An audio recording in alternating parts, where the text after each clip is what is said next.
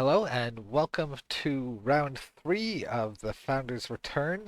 This is the pregame analysis for what I'm doing this time, and I'm going to be taking Nellie into Zoraida. So let's look at the pool. It's Carve a Path, and Carve a Path is the reason that I played Guild this event.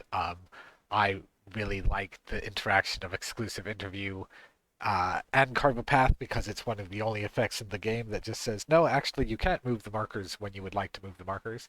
And on top of that, you can leadline coat your model that is guarding the markers. So you've kind of got this situation where it's one of the best denial strategies in the game for carve a path belongs to guild. So whilst at first glance this might seem like a really bad pool strategy for Guild. I think they're going to be pretty exceptional at it. I did consider taking Lucius with an out of keyword Allison Dade, which I think will be fine for some matchups, particularly because I was predicting a Zip matchup, and I think Zip's kind of rough for Nellie, but I think it'd be okay. Um, but I decided to go with Nellie because she's the reason I decided to play Guild this time. So I thought, let's stick with what's working. So that's pretty exciting. Also, the pool is Set the Trap, uh, in your face, secret meetup, sabotage, and leave your mark. So a lot of ski marker schemes, and so again, both Nellie and Lucius are really good at those.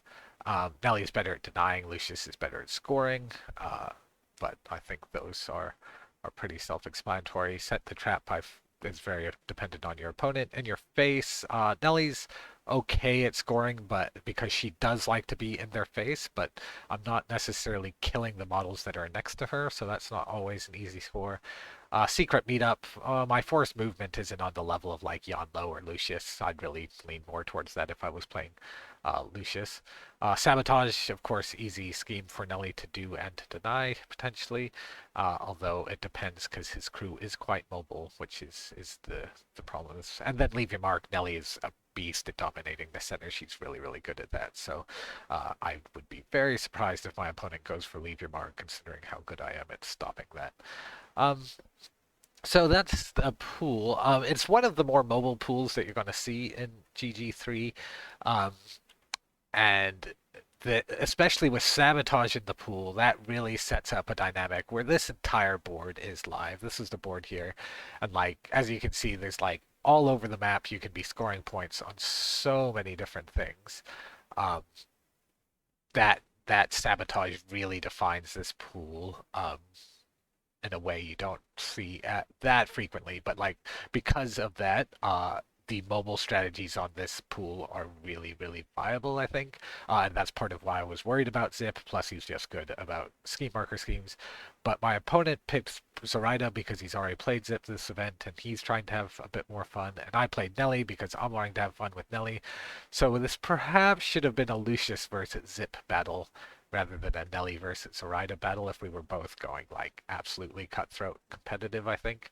Um, but it should still be a really good, fun game with Nelly and Zoraida, and I think we both have some pretty good lists.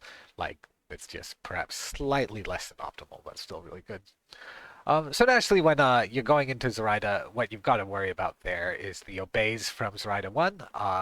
Zoraida 2, I think she does have some really strong stuff. I definitely wouldn't rate her as S tier like some people might, but I think she's weaker than Zoraida 1 generally. She has some good stuff, but I think if you're facing Zoraida, you have to build assuming that they're playing Zoraida 1, because if you don't build properly for Zoraida 1, you kind of just lose the game on the spot, whereas Zoraida 2, you can play more lists into her, and you can kind of get away with more. The main consideration for Zoraida 2 is like you want to make sure you can survive the Carry On Effigy combo, where she just turns off your Soulstone use and then deletes a model. Um, but my list is really good for that, as we'll see anyway. So this is what I took. The base package, as I talked about before, exclusive interview on this pool. Amazing!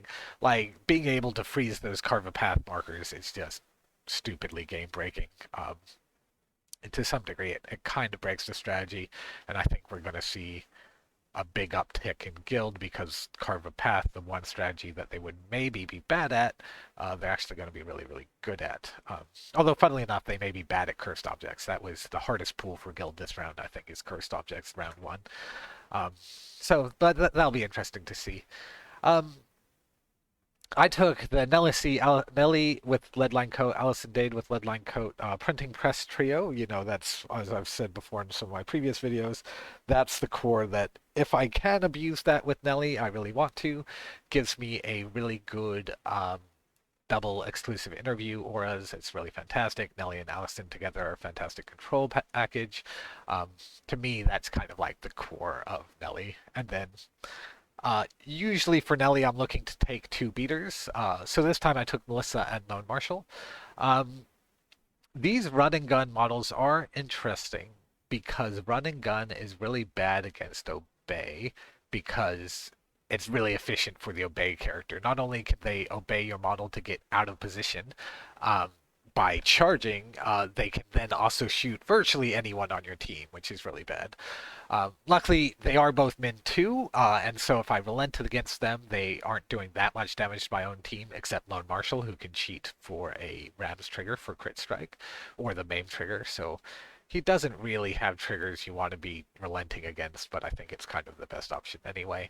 Um, so they're kind of they're a bit risky. I called this list my double-edged blade because they are super dangerous for my opponent, but they're super dangerous for me as well.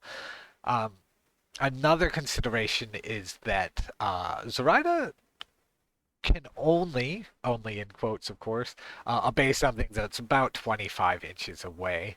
Um, and on this really, really mobile pool, that's actually something you can abuse. And so what I was looking to do was like to stretch her thin and pull her, like, say, if she's here and she has a Silurid up here, say, um, then I might have a model over here that can run in and run and gun that Silurid down before it gets a chance to node. Um, and so that's kind of why I wanted some run and gun models. Again, it comes down to creating that range advantage against the opponent, so that you can have a bit more of the picking your battles. I also thought he would go really, really hard on Silurids and the first mate. So, because my opponent is usually a guild player, and guild players are really jealous of Leap, so I thought he might take some of those. I thought he'd put some disguised upgrades on his Silurids and um, uh, first mate, and whilst run and gun can't attack a disguised model on the charge, what you can do is you can charge, shoot someone else, and then shoot um, the disguised model. So it's still pretty efficient. It's a pretty good answer to like the Silurid first mate's form. And really, like in guild, we don't have a lot of answers to those range strats. Like somebody asked before, I mentioned that guild's not that good at target selection. And they said, well, what about Lone Marshall and Melissa Core? They seem like they're pretty good at target selection. And I'd agree, like, those two models out of all of Guild are good. Not best in the game level, but, you know, like, solid at target selection, and then everything else kind of falls off. So this is a matchup that demands target selection and being able to pick my battles. And so I went for the double run and gun build. Um, some of the other things that I considered for, you know, the kind of those elite slots was Brutal Emissary. Brutal Emissary is he's got an anti-obey aura. He can stop enemy models from being obeyed, but it's kind of really I on paper it just seems so bad to me because you can just obey the Brutal Emissary, and he's got a great sword, so he can sit there beating the crap out of my models anyway. So who cares if Zoraida can't obey her friends when I have given her an even better attack in the form of the Brutal Emissary? It just doesn't seem like a good deal to me. Um, and on this pool, as I said, is super spread out. I'm not taking a little clunky 5-move model on a super spread out pool like this. You need to be delivering more. Pale Rider, always a consideration, as I've mentioned previously. I think he offers quite a bit against Zoraida. That pulse that he does bypasses stealth, disguised, etc. So that's really, really good. Zoraida is super good against riders because she can obey them and it drains all their tokens because they have to blow all their tokens on the duel so she doesn't blow up my team with the fate tokens. But that also puts pressure on Zoraida. Like she must activate and she must obey the Pale Rider, um, or the Pale Rider is going to do something she doesn't like. So I actually think it's pretty decent. Taking the Pale Rider into Zoraida is really good, um, and that ride with me on the Allison Dade or the Nellie for that exclusive interview turn one is a really, really big deal. It really makes a difference to get that turn one lockdown going. I really wanted the model. However, again, this is an intense AP scoring pool. I wanted more models. So I wasn't willing to go for a third elite model, and I wasn't going to swap out Melissa or Lone Marshall for the Pale Rider. So I really, really wanted it, but it got cut anyway. Um, August Hart, a third exclusive interview aura would be really, really good. And I've talked before in some of my other videos about the idea of redundancy. And just having that redundancy, if something goes wrong with Nellie or Allison Dade, having a third exclusive interview aura is really powerful. But at the same time, that's 7 stones. The list is really tight. I'd rather have other models. So ended up cutting August, although he does seem to make my maybe list most times, and I think he offers a lot of what Nelly 1 is looking for. It's just that usually there's a slightly better option. Um, Undercover Reporter, again, I was worried about Silurids, and I wanted to be able to respond to them, and the Undercover Reporter can bop a Silurid back to its deployment zone and then push the marker back, which is just potentially real wild. That could be very, very powerful. Um, but my plan for those markers is more the exclusive interview. It does help have a backup plan, but again, like I start having to cut a model and like what would I cut from this list? So that wasn't quite what I did. So that's the elite package I got. And of course, I need at least one support model. Normally I take two, but one is my minimum. So I took Guild Steward. Um, Being able to clear conditions from voodoo dolls if I get voodoo dolled. Being able to put some focus on my model is really good. He's just some cheap AP. Again, he's a model the enemy doesn't necessarily want to kill, even if they can. It just gets a bit awkward. That said, Zoraida is a good against Guild Steward because she can force my models to do the killing blow, and then there's no demise. Um, but still a pretty good model. I'm pretty happy with it in the list. It's just not as good as it normally is, but it was either that or a lawyer, and maybe a lawyer was the right call because um, run and gun works really, really, really, really well with obey. So maybe I should have had a lawyer in instead of the steward. The problem is I want to be abusing that exclusive interview, and for that I actually need healing, and so the guild steward's heals kind of won out. Guild mage isn't really a consideration because it's a bubble healer. It can't do like walk heal, for instance, and it's not mobile enough for this pool, so guild mage wasn't even on the consideration list, I think. And then I took double orderly, which is everyone who's seen this list so far is like, "What the hell are you doing, Maniacal Cackle?" And I thought, well, I like them. The on Carve Path, um, interact, move, interact is very, very powerful, and orderlies are about the best option that Guild has. Uh, for that particular line to go interact on a carve marker, creep along to a carve to friend, and then interact the carve marker again. Um, it's just very, very AP efficient, and it's an area Guild struggles with.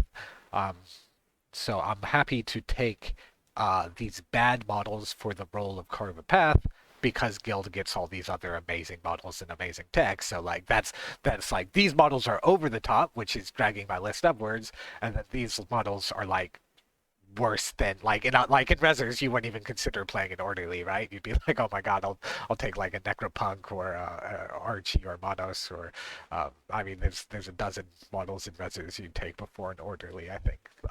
Because creep along is not very good, but again in guilds like they have so many other strengths that they are when it comes to a move interact move model they're just looking for good enough. So I took the double orderly. I'd have happily swapped out an orderly and like a lawyer. I don't think I'd swap out an orderly for a lawyer because again, that stone cost of the 5 stones. I think I'm going to need my stones in this matchup for some defensive stoning, especially because my game plan is based around the LLC exclusive interview models. Um, so I don't think I'd swap one out for a lawyer. Uh, Field reporter, I made a mistake. I should have had a field reporter instead of one of the orderlies, because that move interact move is really nice, and I do want one orderly. Um, but a second orderly, I think you see some diminishing returns. And on top of that, Field Reporter would have given me that third exclusive interview aura that I really, really wanted in the list. Um, and it would have been some cheap AP to move my own markers around and get the ball rolling on that, which is really potent. So I think one orderly, one Field Reporter was the correct way to build this list. Um, and to be honest, I just got tunnel visioned and I was building the list late at night and locked it in. And then later someone was like, "Why didn't you take field reporters?" And I was like, "Because I'm an idiot." So I think 2 field reporters would have then been too much. Then I would have had too much exclusive interview and not enough mobility. Um, and speaking of mobility, another thing I like about Run and Gun on this list is Lone Marshal or Melissa can charge, get a shot off, and then interact, which again is a very efficient line. And really, when you're building lists in Malifaux, I like to do fun things, but in reality, what's good is efficiency is usually what wins games. So being able to do things efficiently where you're accomplishing a lot for every action you're taking is just really, really useful. Um, so that's kind of the thinking on my list. There were probably a few others, like Fiona was on the maybe list. I tried to run this map once, but I don't think I need her here. Um, and what's funny to note here is I did actually like there were 3 other keyword models I was considering, and people make jokes about Nellie's keyword, and I think Nellie's keyword is very very powerful, but they are all very specific tools you want in specific situations, which actually I think kind of the more I play Guild, the more I feel that the entire faction is specific tools you want in specific situations. Although like you'll see like Melissa Core and Lone Marshall, while they're specific tools, the situations that you want them in are apparently quite frequent. Um, but yeah, usually all these models have quite notable strengths in different areas, and so varying from situation to situation, I could imagine that there's probably like 40, 50, or even 60 different models that you would consider playable if you were, playing Guild over the course of an entire gaming grounds. There's a lot of really, really good stuff in here. So that's the list. I think the reasoning is fairly similar to some of the other lists. Like Nellie, when you're building lists, you got to ask yourself, what problem do I have that I need to solve?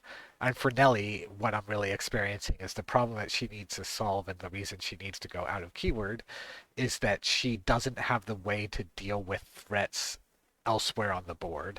Like Nellie can do so much stuff in a relatively like that's close to her. Like if you throw a crew in Nellie's face, like her keyword can do it. Like her with whatever versatiles, like she's going to do a really really good job of dealing with it. But when you're talking about like a pool like this where there's stuff happening all over the board, and you need a bit of help in having influence past just wherever Nellie is standing on the board. That's when you got to bring in like these running gun models.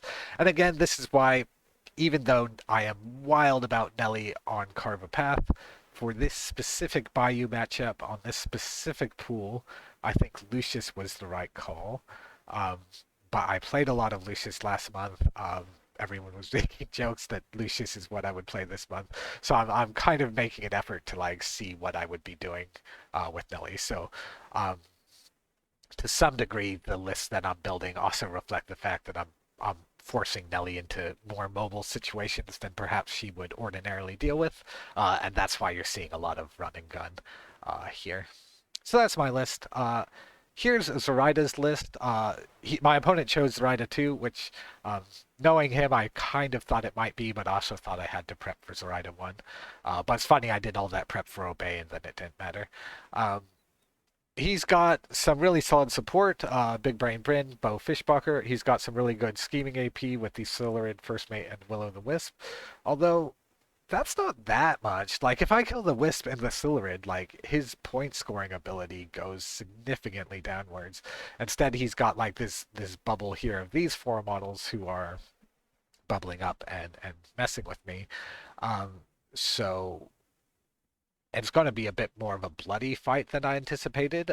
My opponent has a history of like he likes those cagey fights. I really expect him playing Zip with a cagey build, but he's decided to go a bit more all in on like this. This is a solid block against me, and that's because Big Brain Bryn gets very taxing to attack. He's very solid model all around. Bo Fishbacher, incredible healer, one of the best healers in the game probably. I would maybe rate him over the Steward, except because of the stone costs. Probably not. With the, if Bo was versatile, I think I'd say he was a better healer than Steward. But since he's not versatile, I don't think that's quite the case. That one stone tax just puts him slightly behind Steward, I think. But very very good model. And then Bad Juju. People make fun of this model, but it's willpower 7, which is a serious problem for my Nellie and Allison control plan because they both control on stat 6 one more question attacks. So that was a really clever play for my opponent to bring Bad Juju, even though people often like to be like, oh, Bad Juju's terrible. I think he's going to give me some trouble this round. I can, however, use him as like a stone, a way to soak stones for my opponent and just start dumping attacks into him with Lone Marshal and Melissa Core, and he will be out of stones very quickly if I do that. But I think my opponent would be very happy if I focus on Bad Juju. I think the better play is I should kill all his scoring AP, and this is a mantra you should repeat to yourselves a lot. And Gaining Grounds 3, I think we're going to be saying this a lot, is kill the scoring AP, kill the models who get points, points win prizes. Um, so that's why I have these mobile models to hunt down the models that can score, and then my opponent's going to feel real bad if he has an activation of like Bad Juju takes a walk and an interact is a terrible activation for Bad Juju. Um, Whereas like say Melissa taking a charge and then um, an interact is much better. Um, and then Zoraida is going to do some funky summoning. I don't really know what to expect there. I've played against her, possibly never, maybe once or twice. Um, and she's a very flexible toolkit, both in the way she can spend her actions, the way she can summon stuff, and the fact that she can change my activation order, which is also something that I had to put a bit of thought into. Uh, but hopefully you'll see that in action in the game. That I'll be able to work around whatever shenanigans he wants to do to muck up my activation order. Should be fine. Um, so that's those are the lists. Those are some thoughts about them. I hope that all makes sense and helps illustrate the types of models I'm picking and why. Um, Apologies if I don't respond to a YouTube um, comment. I always read them, but I don't necessarily have the I don't have an account to respond to them, which is why I use Diceman's channels, and thanks to Diceman for that. But so I'll try to mention the reasoning in these videos and follow-up videos when I read a comment. I'll try to give an answer to those questions here. Thanks for listening, everyone, and we'll see you after the game.